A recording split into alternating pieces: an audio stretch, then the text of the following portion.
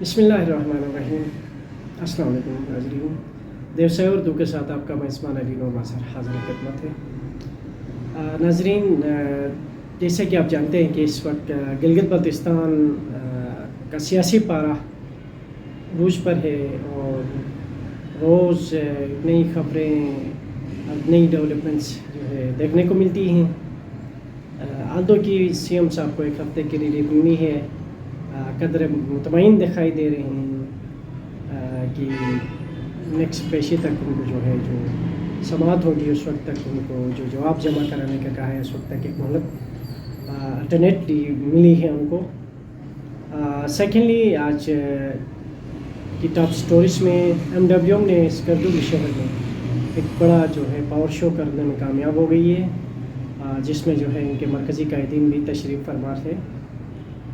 MWM को वक्त की ज़रूरत भी थी, आल्दो की PTI यहाँ पे पावर शो तो कर नहीं सकती। PTI जहाँ पे पूरे पाकिस्तान में पावर शो इस वक्त नहीं कर सकती है, तो गिलगित बल्तिस्तान में MWM को अपनी साख को बचाने के लिए, अपनी पावर और अपनी जो है उसको वजूद को एग्जिस्ट करने के लिए आज का ये पावर शो इंतहाई अहम था। हालांकि इन्होंने उसको प्रोग्राम का नाम जो है अज़मत शुहदा के नाम से मंसूब किया था, लेकिन एक अच्छा पावर शो था MWM की जानिब से स्कर्दू शहर में, क्योंकि उनको चार्ज करने में उनके वर्कर्स को अपकमिंग इलेक्शन के लिए या मौजूदा हालात के लिए जो है किसी हद तक साजगार साबित हो सकता है। नाज़रीन, इसके साथ दो और ख़बरें हैं, अहम इश्यूज़ जो कि सोशल मीडिया में इस वक्त वायरल है गिलगित बल्तिस्तान में।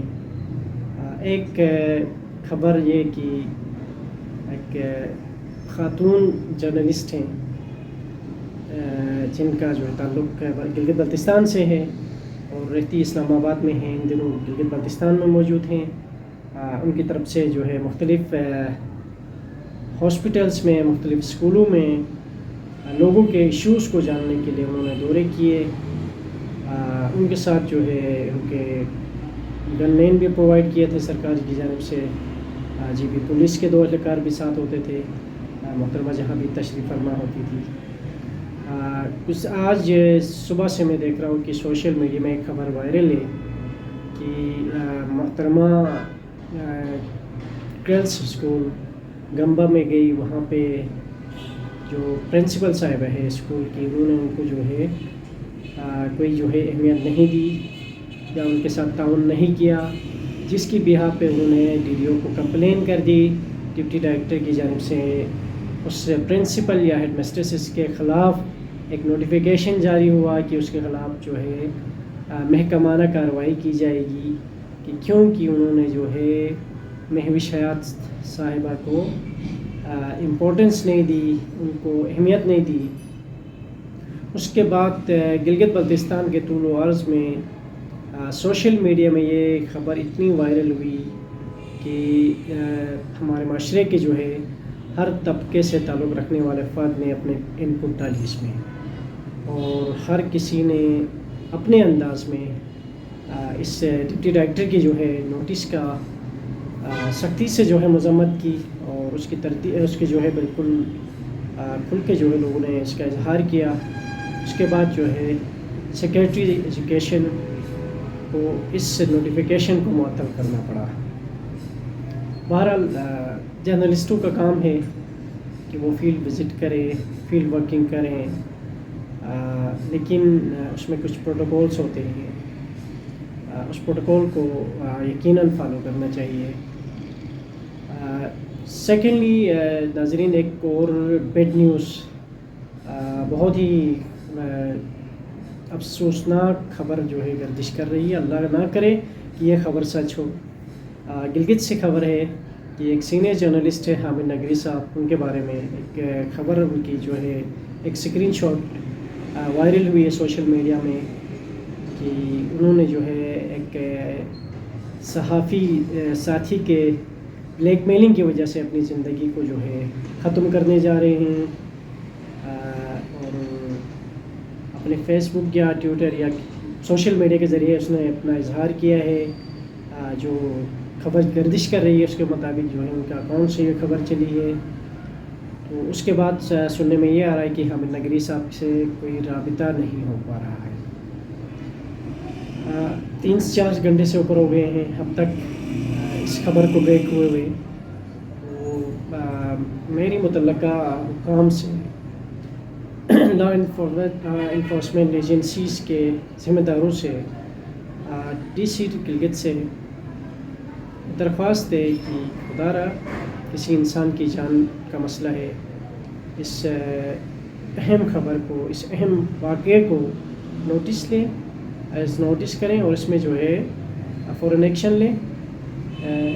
پہلی بات تو یہ کہ جو ہے حامد نگری صاحب کی اللہ ان کو سلامت رکھے، ان کو لمبی عمر عطا فرمائیں، ان کی جان و مال کی حفاظت ہو.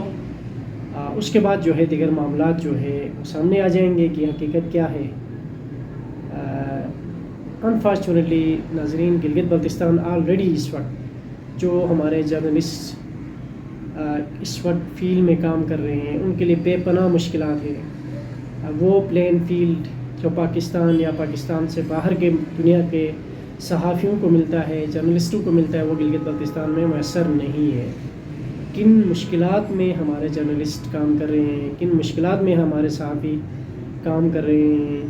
اگر خدا نخواستہ یہ خبر درست ثابت ہوئی تو ہمارے جو لوکل صحافی ہیں ان کے لیے ان کی مشکلات میں اور اضافہ ہوگا.